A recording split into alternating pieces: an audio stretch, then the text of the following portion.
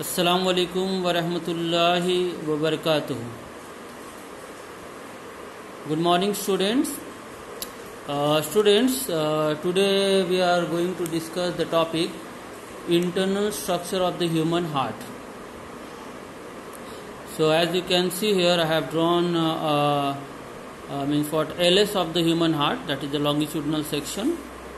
And if you can notice here, I have numbered these as 1, 2, 3 and 4. So I will come to that, and I have colored the picture with blue and red color. So first of all, you should know about that. The things that are colored with, or the part of the human heart that is colored with blue, you have to understand that this part contains the deoxygenated blood or impure blood or CO2 laden blood, and the part of the human heart or the vessels that are colored with the red color, these parts contains the oxygenated blood or oxygen laden blood. And these numbers 1, 2, 3, 4 are actually the chambers of the heart. Human heart consists of 4 chambers. The upper 2 chambers are called atria or atrium singular, and the lower 2 chambers are called ventricles. And as you can see here, the atria or the auricle have thin wall. This is the wall, thin wall, very thin wall. But with respect to the atria, the ventricles have thick walls, particularly the left ventricle, isn't it? So there is a reason behind that, and I am telling you the reason. The walls of the atria are very thin. The reason is that their work is to only receive the blood. They only receive the blood from different parts of the body.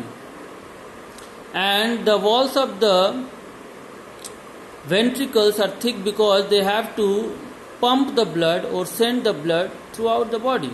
So they need to create more and more pressure. They have to contract forcefully, so that all the blood will flow from heart to different parts of the body.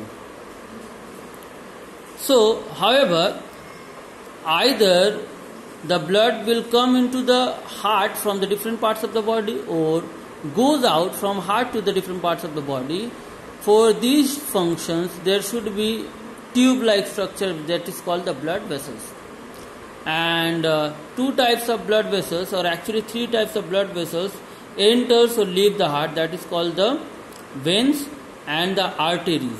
And a special kind of veins and arteries, that is called the coronary artery and coronary veins. But we will classify the whole blood vessels into 2 categories. First of all, the blood vessels entering the heart and the blood vessels that leaving the heart. So let's start the blood vessels entering the heart. That means the blood vessels which carry the blood from different parts of the body to the heart. So all the blue colored blood vessels, this one superior vena cava, this one inferior vena cava. So let's talk about the superior vena cava first. Superior vena cava means what? This one bring the blood from the superior or anterior or upper region of the body, including the chest, arm and head. Means generally the part of the body that is present above the heart. So the superior vena cava brings the deoxygenated blood from the part of the body that is present above the heart, while the inferior vena cava brings the deoxygenated blood from the posterior regions like abdomen, legs, that is the part of the body that is present below the heart. Now the third one is pulmonary veins. As you can see, this one, the pulmonary vein, which brings the deoxygenated blood, or actually pulmonary veins actually bring the oxygenated blood from the heart. This one. And this is the exception, as we know that the pulmonary veins carry the what? It carries the veins generally carry the deoxygenated blood.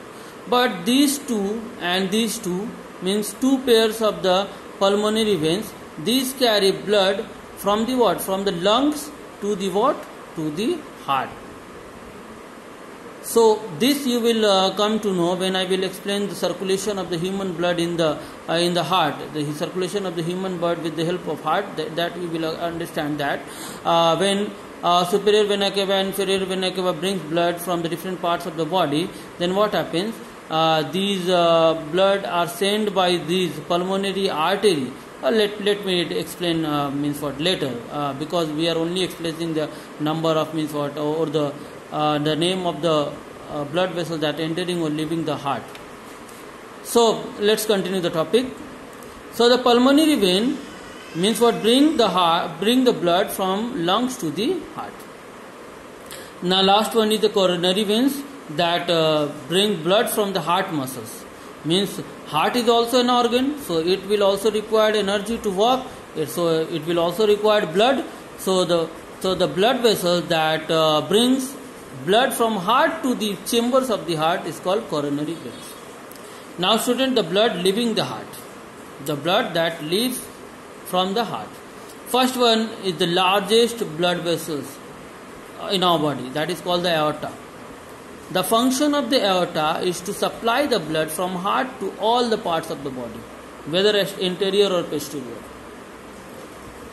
Now next one is pulmonary artery, this one.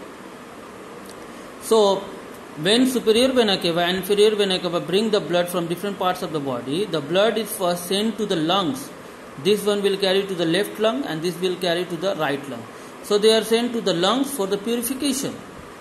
And after the purification, the same blood will be carried by the pulmonary veins to the heart. So pulmonary artery is artery is the exceptional artery that carry the deoxygenated blood from heart to the lungs for the purification.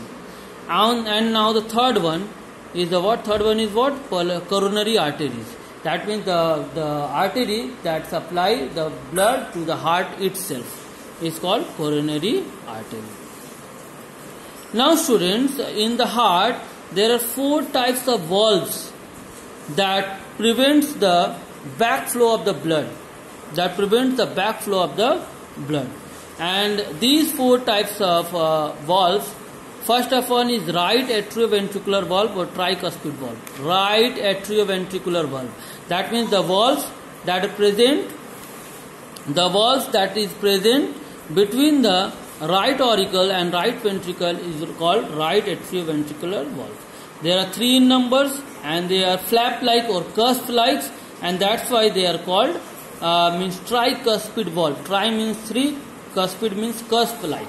So it is called the tricuspid valves. These flaps are held by the chordae tendineae. As you know, as you can see here, these are the chordae tendineae, and these blood vessels, these flaps or the valves are held by the chordae tendineae. Now the second valves of the heart is the left atrioventricular valve or bicuspid valve. This one, left atrioventricular valve or bicuspid valve. The reason is that the left means atrioventricular because it is present between the left auricle and left ventricle. So it is called the left atrioventricular valve. Third one is pulmonary semilunar valve. This valve is called pulmonary semilunar valve. The reason is that it's a half moon shaped, hence it is called the pulmonary semilunar valves. These are also 3 in numbers and located at the opening of the right ventricle into the pulmonary artery.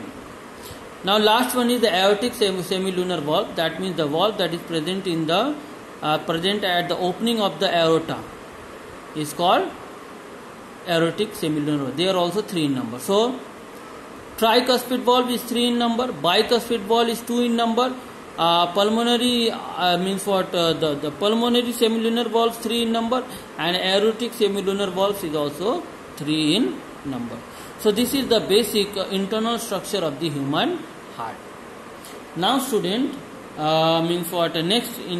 next day or in our next class we will study about the circulation of blood in the human body. Now if you have any question regarding the topic, text me to clear your doubt. Assalamu alaikum.